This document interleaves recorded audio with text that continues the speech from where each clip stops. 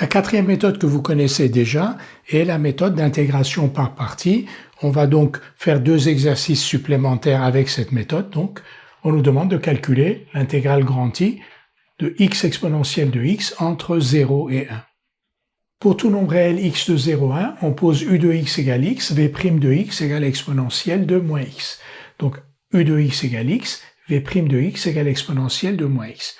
Le choix contraire, c'est-à-dire poser u de x égale exponentielle de moins x et v' de x égale x mènerait à une impasse parce que v' de x égale x conduirait à v de x égale x2 sur 2 et on se retrouverait avec des intégrales avec x2 exponentielle de moins x qui serait encore plus compliquée que celle-ci.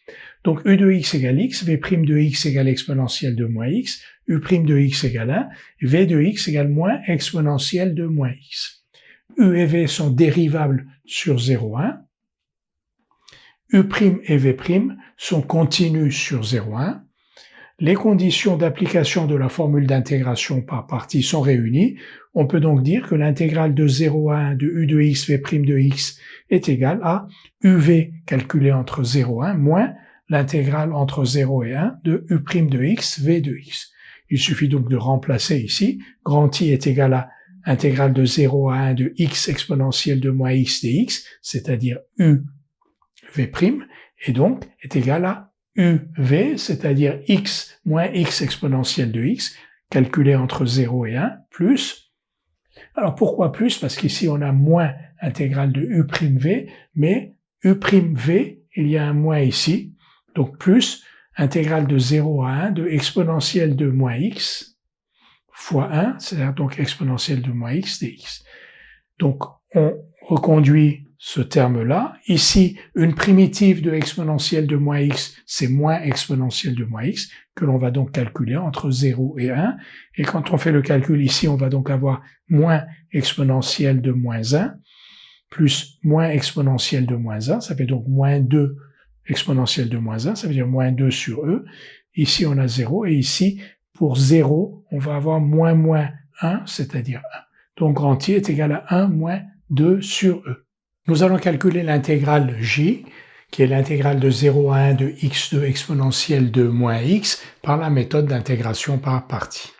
Un deuxième exercice maintenant, pour nous entraîner à utiliser la méthode d'intégration par partie, on nous demande de calculer l'intégrale grand J égale donc l'intégrale de 0 à 1 de x2 exponentielle de moins x dx.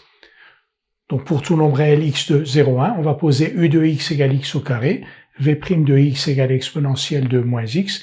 Le choix inverse serait pas bon parce que on aurait donc v' de x égale x au carré, on se retrouverait avec v de x égale x3 sur 3 et des intégrales du type x3 exponentielle de moins x, encore plus compliquées que celle-là. Donc u de x égale x au carré, v' de x égale exponentielle de moins x, u' de x égale 2x et v de x égale moins exponentielle de moins x.